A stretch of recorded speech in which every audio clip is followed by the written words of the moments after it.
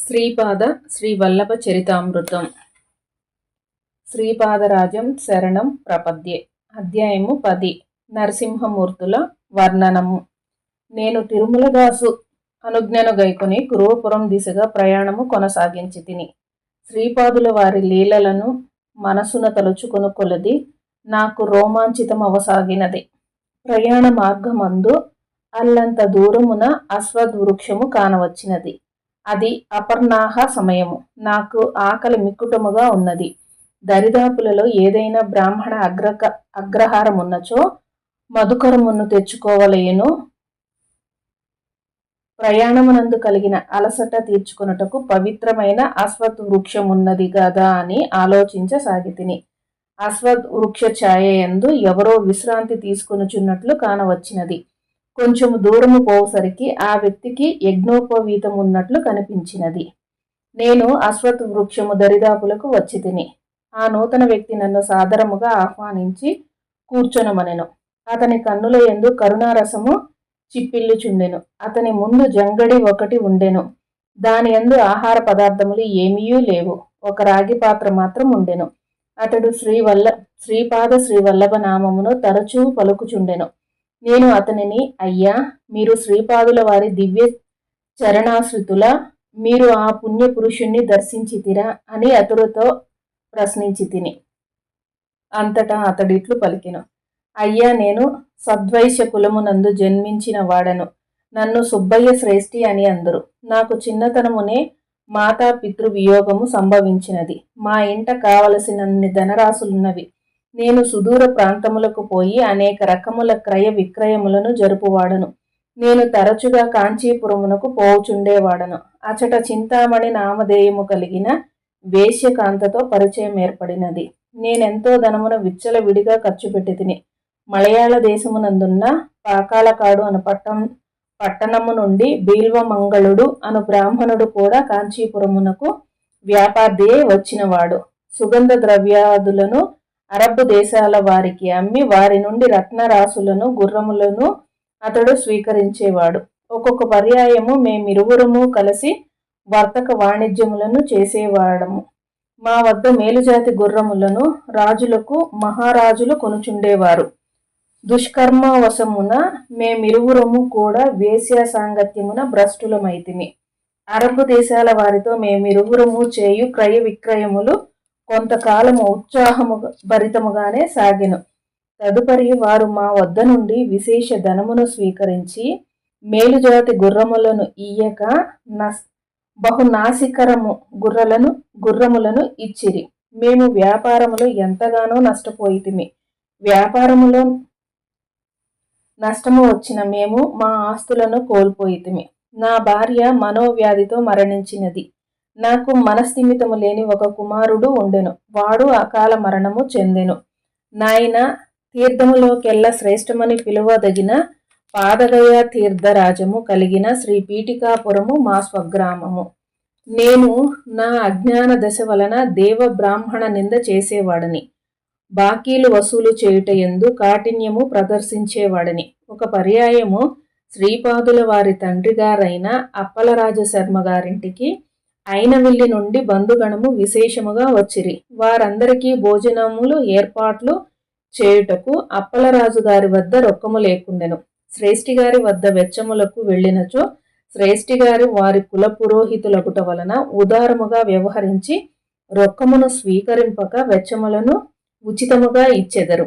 అప్పుడది దానము అగును. కానీ అప్పలరాజు శర్మ గారు దానమును స్వీకరించరు. విధిలేని పరిస్థితిలో వారు ఒక వరహా ఖరీదు చేయి వెచ్చములు నా దుకాణము నుండి తీసుకుని వెళ్ళిరి. బంధుగణములు వెళ్ళిపోయిన తదుపరి నేను రాజశర్మను నా బాకీ తీర్చమని దండించి తిని. చేతిలో చిల్లి గవ్వ అయినా లేదనియు, తనకు ధనము చిక్కినప్పుడు తప్పక చెల్లించెదననియు రాజశర్మ బదులిచ్చెను. నేను చక్రవడ్డీ వసూలు చేయుటలో కడు నేర్పరని. కాలము గతించుచుండెను. నేను వడ్డీకి వడ్డీ లెక్కలు వేసి దొంగ లెక్కలు వేసి 10 వరహాలు ఇవ్వవలెనని తేల్చి తిని. అంత ధనము నాకు ఇయ్యవలెనన్న రాజశర్మ గృహమును అమ్మివేయవలెను. అప్పుడున్న ధరల ప్రకారము వారి గృహము నేను తీసుకొని 1-2 వరహాలు వారికిచ్చిన సరిపోవును. ఈ విషయమును 10 ఎదుట చెప్పుచుండేవాడను. శర్మను గృహ విహీనుడుగా చేయుట నా సంకల్పము. నా దురాలోచనను గమనించిన వెంకటప్పయ్య శ్రేష్ఠి, ఓరి దుర్మాత్ముడ, ధనమ ధనమహంకా మందాముతో ఇష్టము వచ్చినట్లు వదురుచున్నావు. మా కుల పురోహితులను అవమానించిన మమ్ము అవమానించినట్లే. నీ పద్ధతులను మార్చుకొనినచో నీవు తీవ్రముగా నష్టపోయేదువు. అగ్నిహోత్రము కంటే పవిత్రుడైన రాజశర్మను నీవు ఈ విధముగా హింసించుట వలన రౌరవాది నరకములకు పోయేదువు అనెను.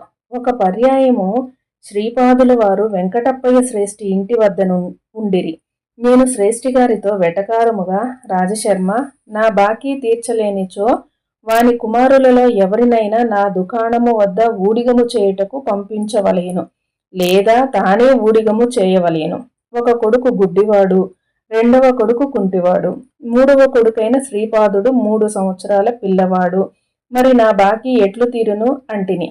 పైండా వెంకటప్పయ్య శ్రేష్ఠి మనసు ఎంతగానో నొచ్చుకునెను. వారి కన్నుల వెంట నీరు ధారాపాతముగా వర్షించుచుండెను.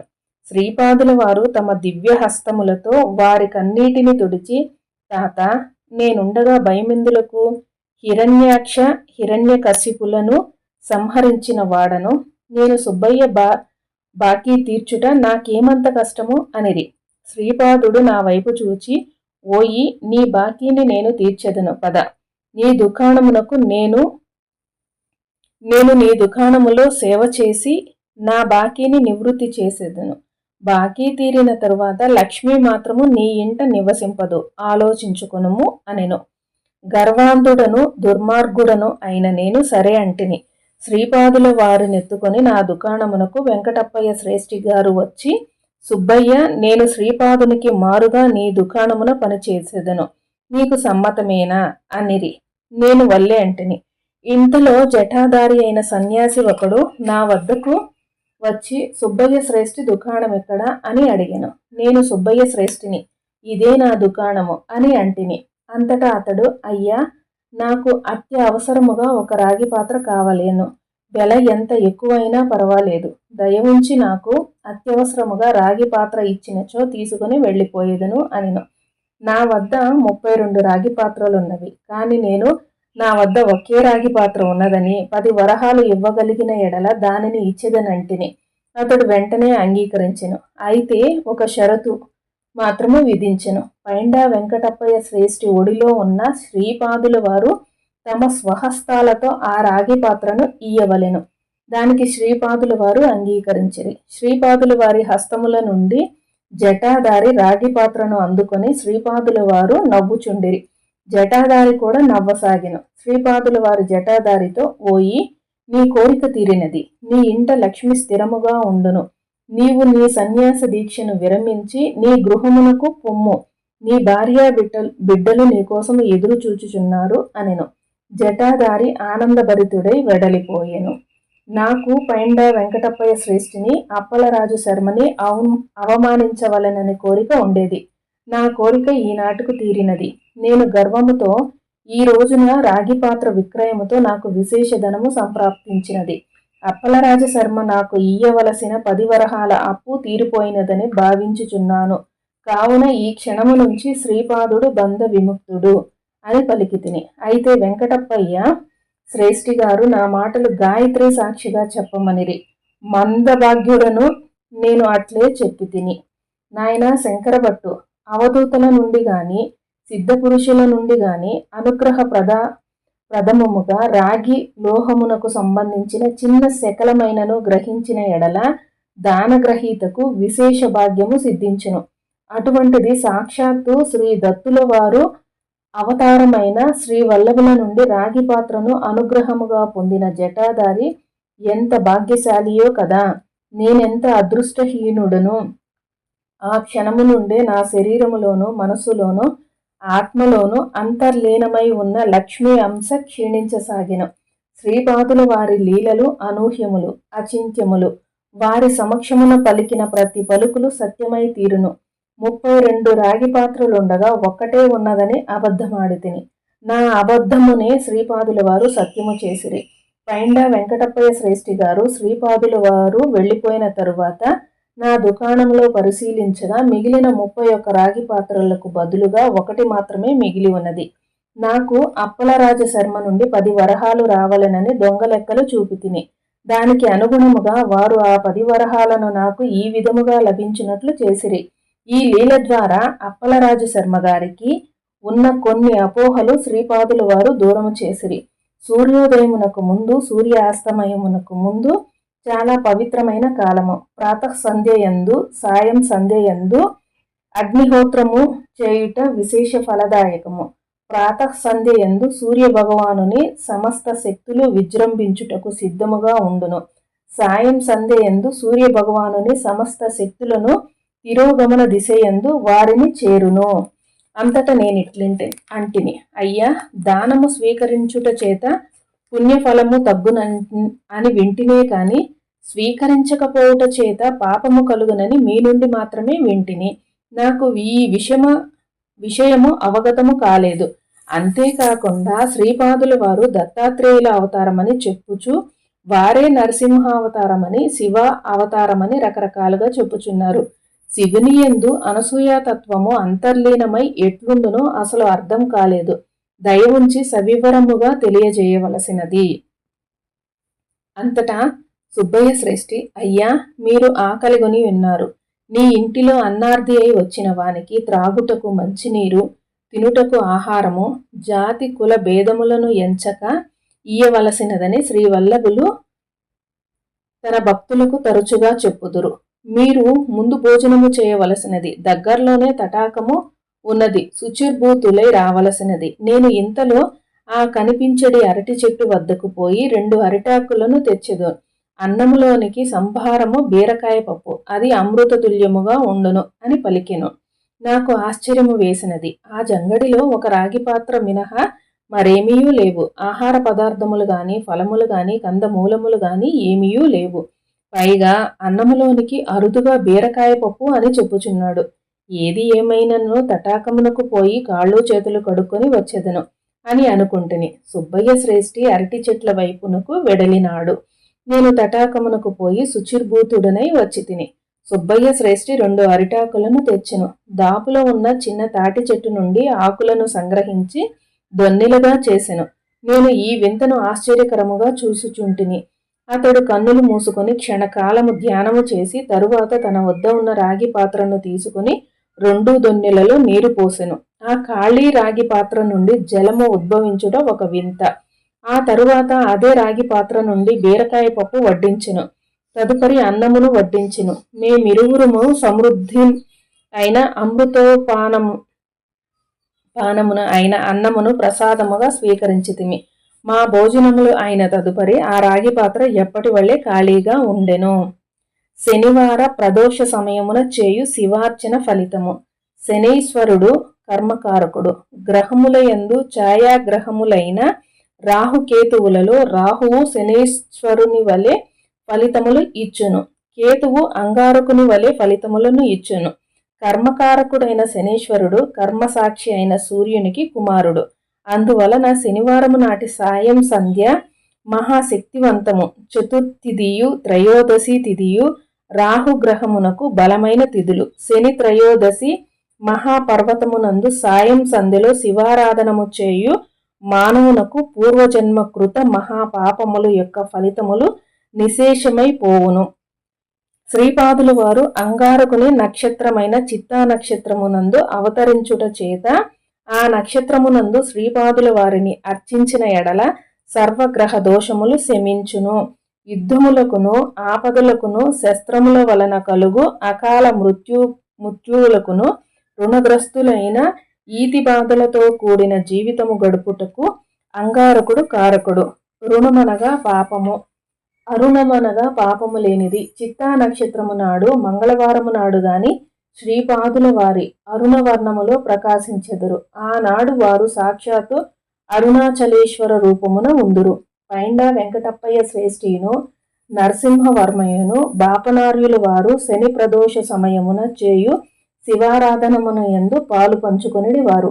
ఆ రోజున అప్పలరాజు శర్మ కూడా మహానిష్టతో ఉండేవారు. అఖండ లక్ష్మీ సౌభాగ్యవతియగు సుమతి మహారాణి శివ స్వరూపమునందు అంతర్లీనమైన ఉన్న అనసూయ మహాతత్వమును ధ్యానించెడివారు. ఆ మహాతపస్సుల ఫలితముగా శ్రీపాదుల వారి ఆవిర్భావము జరిగినది. అందువలన పైండా వెంకటప్పయ్య శ్రేష్ఠి వారి నుండి, నరసింహవర్మ వారి నుండి గాని, బాపనార్యుల వారి నుండి గాని ధనము స్వీకరించిన అది దానము కాజాలదనియు, వారి నుండి ధనము స్వీకరింపకపోవుటయే మహాపాపమని శ్రీపాదుల వారు తన తండ్రికి మౌనముగా బోధించదలచిరి. శంకరభట్టు శ్రీపాదుల వారు సకల దేవతా స్వరూపులు, సర్వదేవతా స్వరూపములకు అతీతమైన మహాతత్వము వారిది. వారి దర్శన, స్పర్శన, సంభాషణ భాగ్యములను పొందగలిగిన వారు ధన్యులు. సుబ్బయ్య శ్రేష్ఠి ఇట్లు చెప్ప ఆరంభించిన. శ్రీపాదుల వారు ఈ వింత పద్ధతి ద్వారా తన తండ్రిని రుణ విముక్తుల్ని చేసిన వృత్తాంతము పీఠికాపురం అంతయు దావానము వలె వ్యాపించెను. శ్రీపాదుడు 3 సంవత్సరముల బాలుడు. అప్పలరాజు శర్మ కన్నుల నుండి అశ్రువులు ధారాపాతముగా వర్షించెను. సుమతి మహారాణి తన ముద్దుల కుమారుణ్ణి హృదయమునకు హత్తుకొని ఎంతోసేపు తన్మయావస్థలో ఉండెను. రాజశర్మ గారికి ఇంటికి పైండా వెంకటప్పయ్య శ్రేష్ఠియును, నరసింహవర్మయును, బాపనార్యులు వచ్చిరి. తండ్రిని రుణ విముక్తిని చేయుట పుత్రుని ధర్మమని శ్రీపాదుల వారు సెలవిచ్చిరి. నన్ను కూడా రాజశర్మ గారింటికి రమ్మని ఆహ్వానించిరి. నేను సమావిష్టులైన పెద్దల సమక్షమున రాజశర్మ గారి బాకీ తీరేనని చెప్పి తిని, దానికి రాజశర్మ అంగీకరించలేదు. ఎవరో జటాదారి వచ్చి 10 వరహాలిచ్చి రాగి పాత్ర కొనుక్కొని వెళ్లిన ఎడల రుణమెట్లు తీరునట్లగునని రాజశర్మ ప్రశ్నించిరి. అంతటా ఈ రకమైన రసవత్తర చర్చ జరిగెను. బాపనార్యులు శ్రీపాదులను ఇట్లు ప్రశ్నించిరి. ఆ జటాదారి ఎవరో నీకు తెలియనా?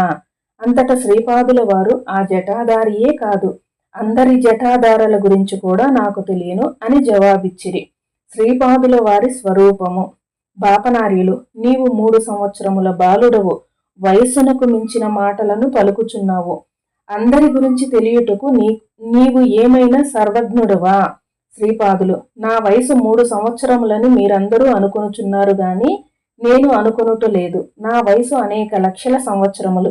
నేను ఈ సృష్టికి ముందు ఉన్నాను, ప్రళయాంతరమున కూడా ఉందును. సృష్టి యొక్క కార్యకలాపములు జరగవలసిన సమయమునందున ఉందును. నేను లేనిదే సృష్టి స్థితి లయములు జరగనేరవు. నేను సాక్షి భూతుడనై వీటన్నింటినీ గమనించుచుందును.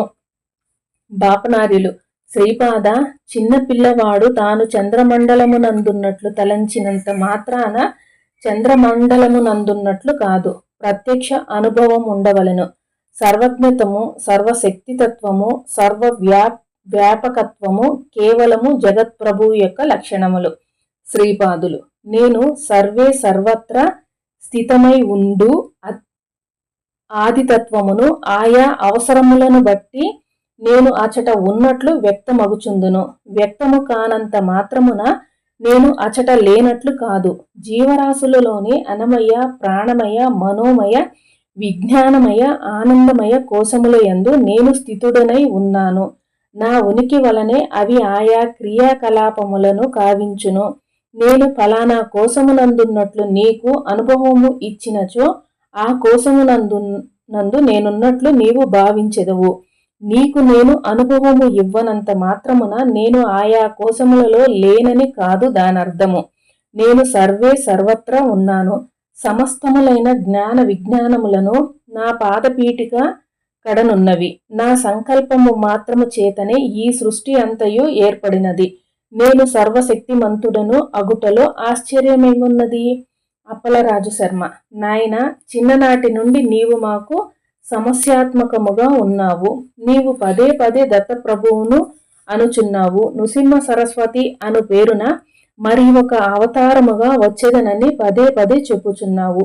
లోకులు కాకులు వారు ఇదంతయును నాటకమనియు బూటకమనియు మనశ్చాంచల్యము వలన కలిగిన తెలివి మాలినతనమనియు రకరకాలుగా చెప్పుచున్నారు. మనము బ్రాహ్మణులము. మనకు విధింపబడిన ధర్మ కర్మలను ఆచరించుట మంచిది.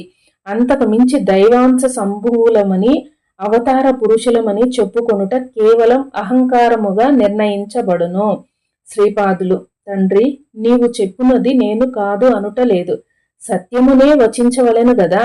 నా పాలబాకీ విషయము వచ్చినప్పుడు నాకు వినోదముగా ఉన్నది. పంచభూతముల చేత సాక్ష్యము ఇప్పించబడినప్పుడు నేను దత్తప్రభువును కాదని చెప్పినచో అసత్య దోషము కలుగదా. నభము మండలమునందు ప్రకాశించు సూర్యుడిని చూచి నీవు సూర్యుడు కాదు అన్నంత మాత్రమున సూర్యుడు కాకపోవునా? సత్యము దేశకాల బాధితము. మన పీఠికాపుర బ్రాహ్మణ్యము తాము శరీరదారులమనియు మనుషులమనియు భావించి మానవ తత్వమునే విధమున అనుభవించుచున్నారో అదే విధమున నేనును సర్వజ్ఞత, సర్వశక్తిత్వ, సర్వాంతర్యామిత్వములను కలిగిన దత్తుడనే అనడి తత్వమును మీకు పదే పదే జ్ఞప్తికి చేయుచున్నాను. యుగములు గతించవచ్చును, అనేక జగత్తులు సృష్టి స్థితి లయములు పొందవచ్చుచుండును. కాని సాక్షాత్తు దత్తుడనైన నేను దత్తుడను కాకపోవుట ఎట్లు? బాపనారిలో: శ్రీపాద, జటాధారి కరుమరుగైన తరువాత సుబ్బయ్య శ్రేష్ఠి వద్ద ఉండవలసిన రాగి పాత్రలు 31లో 1 మాత్రమే మిగిలి ఉన్నది. నీవు ఏదైనా చమత్కారము చేసి వాటిని మాయము చేసినావా? శ్రీపాదులు: సర్వము కాలకర్మ వశమున ఏదో ఒక కారణము చేత జరుగుచుండును. కారణము లేని కార్యము జరుగుటకు వీలులేదు. ఇది ప్రకృతిలోని అనుంగల్లనీయమైన శాసనము. ఈ సుబ్బయ్య శ్రేష్ఠి పూర్వజన్మమున అటవీ ప్రాంతమునందు గల దత్త పూజారి. అటవీ ప్రాంతము దత్త దర్శనము అరుదుగా చేయుచుందురు. ఇతనిలోని స్త్రీవాంఛ వెర్రితలలు వేసినది. కాంతాలోలుడైన ఇతడు పురాతన కాలము నుండి పూర్వీకులు ఆరాధించబడే ఆ పెద్ద తామ్ర దత్త విగ్రహమును అమ్మివేయదలిచెను. అమ్మగా వచ్చిన సొమ్మును తన ఉంపుడు గతికిచ్చెను. లోకులతో దత్త విగ్రహము దొంగలు అపహరించిరి అని చెప్పిరి.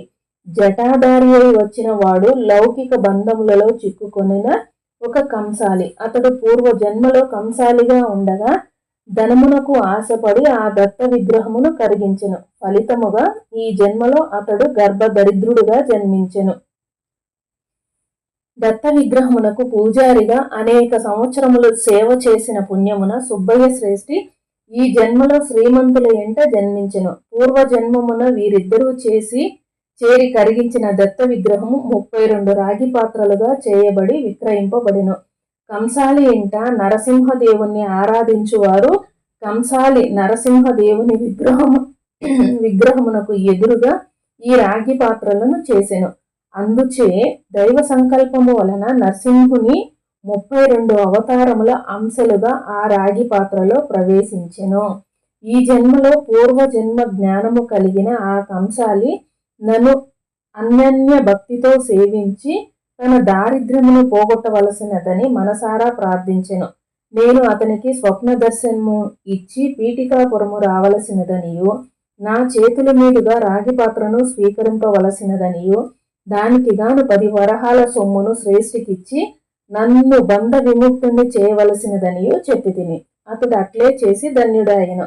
అతని ఆర్థిక సమస్యలు అనూహ్యమైన రీతిలో తీరిపోవునట్లు నేను అతన్ని అనుగ్రహించి తిని. అతడు అప్పుల వారి బాధ నుండి తప్పించుకొనుటకు జటాధారి అయి మారు వేషమున తిరుగుచుండెను. నాకు ఆ జటాధారి గురించి సర్వము తెలిసినట్లే కదా.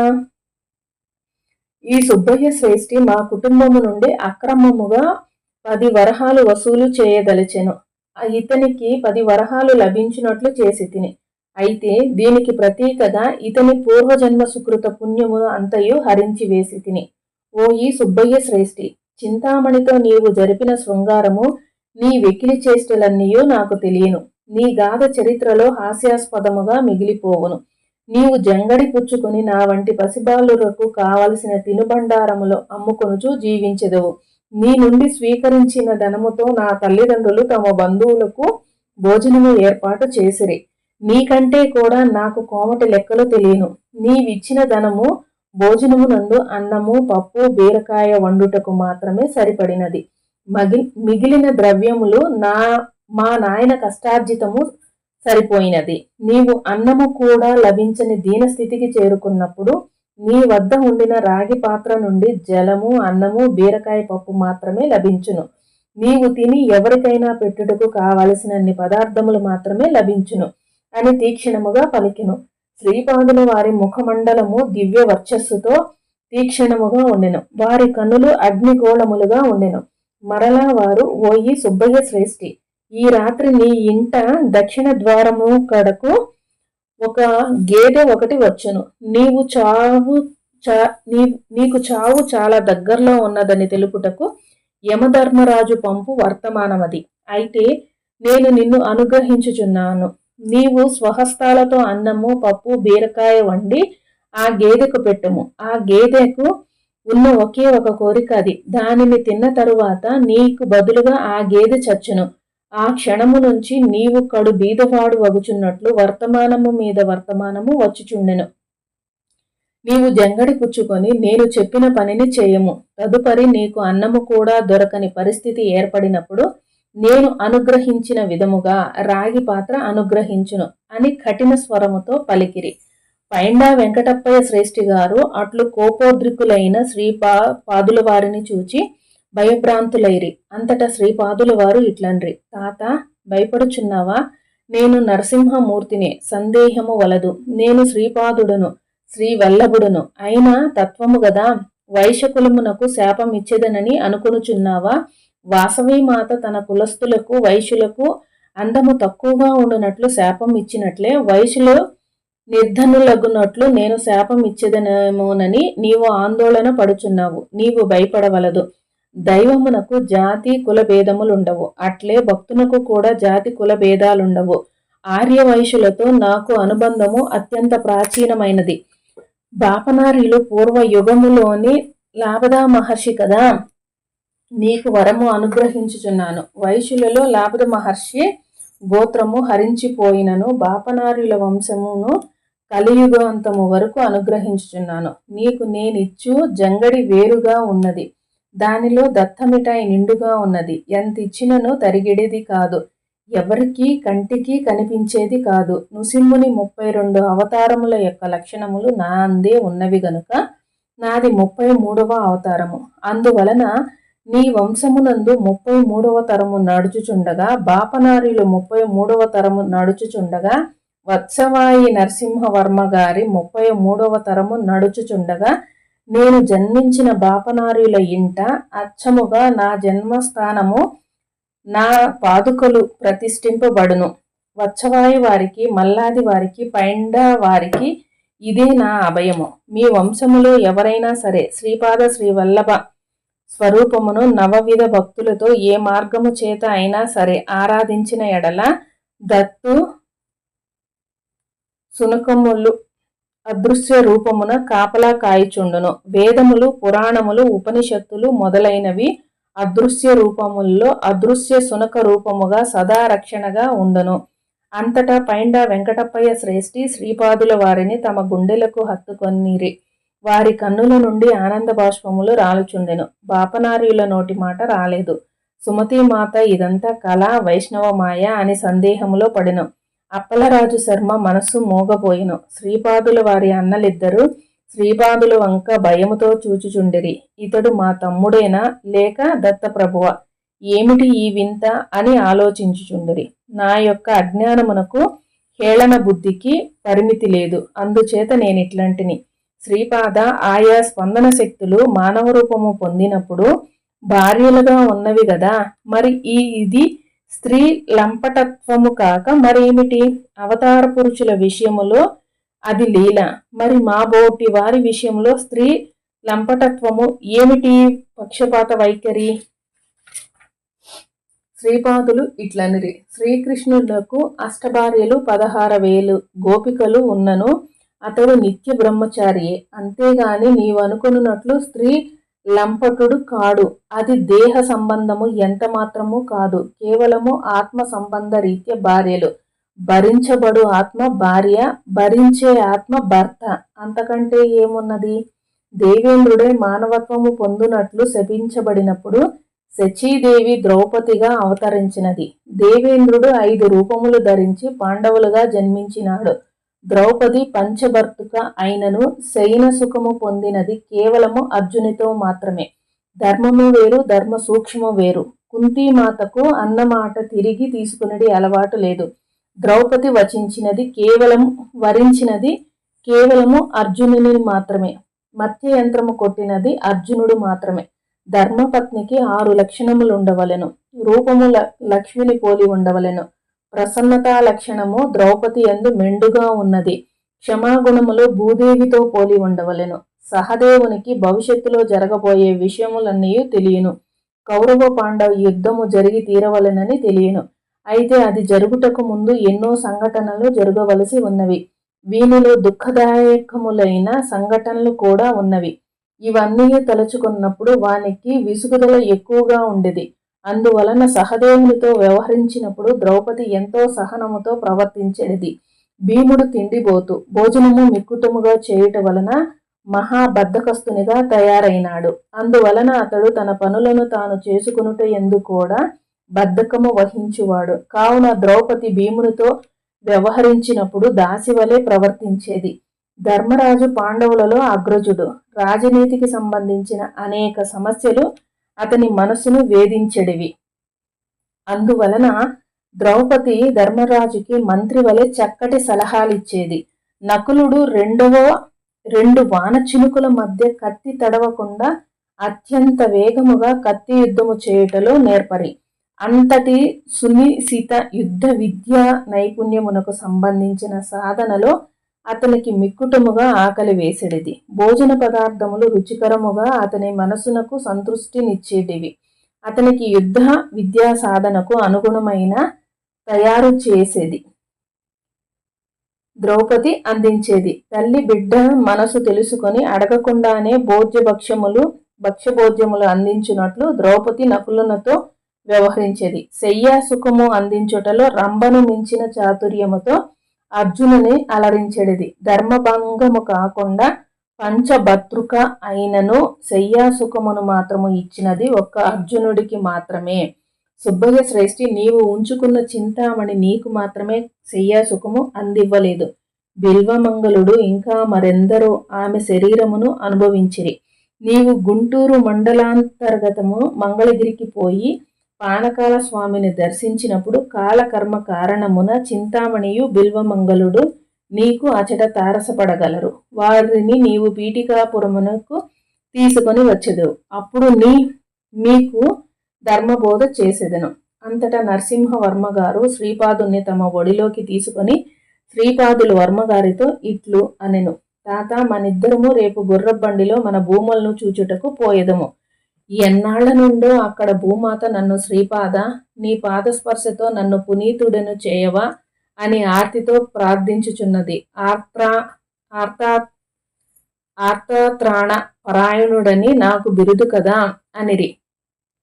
అంతట వర్మగారు, నాయన శ్రీపాద, నాదొక చిన్న మనవి. మనకు శ్రీ పీఠికాపురమునకు సమీపమునే కదా భూములున్నాయి. అందుచేత అచట ఒక పల్లమును ఏర్పరిచి వారి చేత మన భూములను సాగు చేయించదలిచిని. పల్లె ప్రజలకు భూములు తక్కువ కౌలకిచ్చి జమీందారీ వ్యవహారములు చూచుటకు నాన్నగారిని కరణీకరము చేయుటకు వినియోగించిన బాగుండునని నా అభిప్రాయము. అయినా వెళ్ళి కరణీకము ప్రస్తుతము మనకు లేదు గదా అనిరి. శ్రీపాదులు నవ్వుచూ, తాత, నీవు నీ జమీందారీ విషయమునే ఆలోచించితివి గాని నా జమీందారీ విషయమును ఆలోచించలేదు. ఇది నాకు సమ్మతము కాదు. ముందు నాన్నగారిని కరణీకము చేయమందువు. ఆ తరువాత శ్రీపాద, నీవు ఈ కరణీకము చేయవలసినది అని అందువు. గండికోట శ్రీపాద, శ్రీ వల్లభరాజ శర్మ ఫలానా ఊరుకు కరణమని మాత్రమే చరిత్రలో మిగులును. నేను చేయబోయే కరణీకము విశ్వవ్యాప్తమైనది. నా లెక్కలు నాకున్నాయి. ప్రతిరోజు కోట్ల కొలది పుణ్యరాశులు, మణులు, పడగలు ఖర్చు కనిపించుచున్నది. నా అవతార ప్రయోజనము విశ్వకుండలన్నీ కదిలించుట. మనుషులకు ఉన్నట్లే గ్రామములకు, పట్టణములకు, పుణ్యక్షేత్రములకు కూడా కుండలి ఉన్నది. ఇది సాంద్రసింధు వేదము తెలిసిన వారికి మాత్రమే అవగతము కాగలిగిన యోగ రహస్యము. పీఠికాపుర కుండలిని మల్లాది వారి, పైండావారి, వచ్చవాయి వారి 33వ తరంలో కదిలించవచ్చును. ఇప్పుడు తొందర ఏమి ఉన్నది? అదృష్టవశమున మీకు చిక్కిన ఈ మహాపుణ్య అవకాశమునందలి ప్రతి క్షణము సద్వినియోగము చేసుకొనుడు అని చెప్పిరి. నాయన శంకరభట్టు, నరసింహవర్మ గారు శ్రీపాదుల వారిని పీఠికాపురములో శాశ్వతముగా ఉండునట్లు చేయుటకు ఈ విధముగా ప్రయత్నించిరి. శ్రీపాదుల వైభవము. నాలో అజ్ఞానము చాలా హెచ్చు మోతాదులో ఉన్నది. శ్రీపాదుల వారు తామే స్వయముగా శ్రీకృష్ణుడని చెప్పుటయే హాస్యాస్పదముగా అజ్ఞానంతో ప్రశ్నించి తిని. శ్రీపాద, నీవు శ్రీకృష్ణుడివి అనుచున్నావు, మరి అష్టభార్యలు 16,000 గోపికలు ఈ అవతారము కూడా కలరా? అంతటా శ్రీపాదులు మందహాసముతో, నా యొక్క అష్టవిధ ప్రకృతియే అష్టభార్యలు, నాది షోడశ కళా పరిపూర్ణ అవతారము, నా యొక్క శరీరము నుండి నా మనస్సు నుండి శ్రీపాద శ్రీవల్లభ అవతారమనడి ఈ దివ్య ఆత్మ నుండి దశ దిశలలోనూ శక్తి రూపములై స్పందనలు ప్రతి క్షణము వెలువడుచుండును. ఈ విధముగా ప్రతి క్షణము ఒక్కొక్క కళకు శరీర మనో తత్వముల నుండి 10 × 10 = 1000 స్పందనలు వెలువడుచుండును. ఈ రకముగా 16 కళల నుండి 16,000 స్పందనలు వెలువడుచుండును. ఇవన్నీ నా 16,000 గోపికలే. పూర్వావతారమున అవి మానవ రూపములో ఆవిర్భవించినవి. ఈ అవతారమున ఉన్నను నిరాకారముగా స్పందనశీలములుగా ఉన్నవి. నా యొక్క వివిధ దేవతా స్వరూపములను ఆరాధించినను తప్పేమీ లేదు. అవి అన్నీ నన్నే ఆరాధించినట్లు అగును. నాలోని శివస్వరూపము, విష్ణు స్వరూపమును, బ్రహ్మస్వరూపమును ఆరాధించవచ్చును. అదే విధముగా నాలో వివిధ దేవతల స్వరూపములను ఆరాధించవచ్చును. రకరకముల సాధనా పద్ధతులు, సాధకుల యొక్క రకములు, సాధనా అవస్థలు, కాలకర్మ కారణములు ఎన్నో జీవ పరిణామముపై ప్రభావము చూపము అని వివరించిరి. నరసింహరాజవర్మకు ఆ రాత్రి నృసింహుని 32 రూపములు దర్శనమిచ్చినవి. అవి 1 కుందపాద నరసింహమూర్తి, 2 కోప నరసింహమూర్తి, 3 దివ్య నరసింహమూర్తి, 4 బ్రహ్మాండ నరసింహమూర్తి, 5 సముద్ర నరసింహమూర్తి, 6 విశ్వరూప నరసింహమూర్తి, 7 వీర నరసింహమూర్తి, 8 క్రూర నరసింహమూర్తి, 9 బీభత్స నరసింహమూర్తి, 10 రౌద్రవ నరసింహమూర్తి, 11 ధూమ్ర నరసింహమూర్తి, 12 వహ్ని నరసింహమూర్తి, 13 వ్యాఘ్ర నరసింహమూర్తి, 14 బీఢాల నరసింహమూర్తి, 15 భీమ నరసింహమూర్తి, 16 పాతాళ నరసింహమూర్తి, 17 ఆకాశ నరసింహమూర్తి, 18 వక్ర నరసింహమూర్తి, 19 చక్ర నరసింహమూర్తి, 20 శంఖ నరసింహమూర్తి, 21 సత్వ నరసింహమూర్తి, 22 అద్భుత నరసింహమూర్తి, 23 వేగ నరసింహమూర్తి, 24 విదారణ నరసింహమూర్తి, 25 యోగానంద నరసింహమూర్తి, 26 లక్ష్మీ నరసింహమూర్తి, 27 భద్ర నరసింహమూర్తి, 28 రాజ నరసింహమూర్తి, 29 వల్లభ నరసింహమూర్తి, మిగతా 30వ నరసింహమూర్తిగా శ్రీపాద శ్రీ వల్లభుల వారిని చూచెను. 31వ నరసింహమూర్తిగా శ్రీ నృసింహ సరస్వతి అవతారము చూచెను. 32వ నరసింహమూర్తిగా శ్రీ ప్రజ్ఞాపురమున నివసించడి స్వామి సమర్థునిగా చూచెను. శ్రీనివాసుని వృత్తాంతము. నాయన, రేపు పరమ పవిత్రమైన రోజు. కన్యామాసమునందు శ్రావణ నక్షత్రము ద్వాదశి నాడు సోమవారమున సిద్ధయోగములో శ్రీ వెంకటేశ్వరుడు అర్చారూపముగా ఆవిర్భవించినాడు. వైశాఖ శుద్ధ సప్తమి నాడు విళంబీనామ సంవత్సరములో కుబేరుని నుండి దాన సహాయము పొంది అప్పు పత్రము వ్రాసి ఇచ్చినాడు. శ్రీ పద్మావతీదేవి మృగశిర నక్షత్రమునందు జన్మించగా శ్రీనివాసుడు శ్రవణ నక్షత్రమునందు అవతరించినాడు. వైశాఖ శుద్ధ దశమి తిథియందు ఉత్తర ఫల్గుని నక్షత్రమునందు శ్రీనివాస కళ్యాణము జరిగినది. శ్రీనివాస ప్రభువు కూడా భరద్వాజ గోత్రమునందు అవతరించినాడు. పాండవుల వంశములోని సుధన్యుడికి నాగకన్యక ద్వారా జన్మించినవాడు ఆకాశ మహారాజు. ఇతని సోదరుడే తొండమానుడు. వసుదానుడు ఆకాశరాజు కుమారుడే. శ్రీనివాస ప్రభువు అగస్త్య మహర్షి సలహాపై రాజ్యమును వసుదానుడికి సగము, తొండమానుడికి సగము పంచినాడు. సుబ్బయ్య శ్రేష్ఠి శంకరభట్టుతో, నీవు ఈరోజు విశ్రాంతి గైకొనుము. ఈ రాత్రంతయు మనము శ్రీపాద శ్రీవల్లభుల దివ్యనామమును సంకీర్తన చేయుదుము. రేపు జ్యోతిష్య శాస్త్ర రీత్యా పరమ పవిత్రమైన రోజు. రేపు నీకు అత్యంత ఆశ్చర్యకరమైన శ్రీపాదుల లీలలను వివరించెదను. చింతామణి బిల్వమంగళుడు పీఠికాపురమునకు ఎట్లు తీసుకుని రాబడినో, వారిని శ్రీ గురుడు ఏ విధముగా కటాక్షించినది, నరసింహవర్మ గారి భూముల యందు శ్రీపాదులు ప్రదర్శించిన చిత్రమైన లీలలు గుర్తుగా అచట గ్రామము నిర్మింపబడిన చిత్రాడ పేరుతో ఎట్లు విఖ్యాతమైనది, రాబో కాలమందులు ఎంతటి విచిత్ర విషయములు జరుగుచున్నది, శ్రీపాదుల వారి ఆఖరి అవతారము కల్కి అవతారమునకు ముందు జరగబోయే లీలలు వివరించి చెప్పెదను అని వచించి నన్ను దాపులనే ఉన్న ఒక కుటీరమునకు కొంపోయెను. అచట 2 తాటాకుల చాపలుండెను. 4 మేలుజాతి కుక్కలు ఆ కుటీరమునకు కాపు కాయిచుండెను.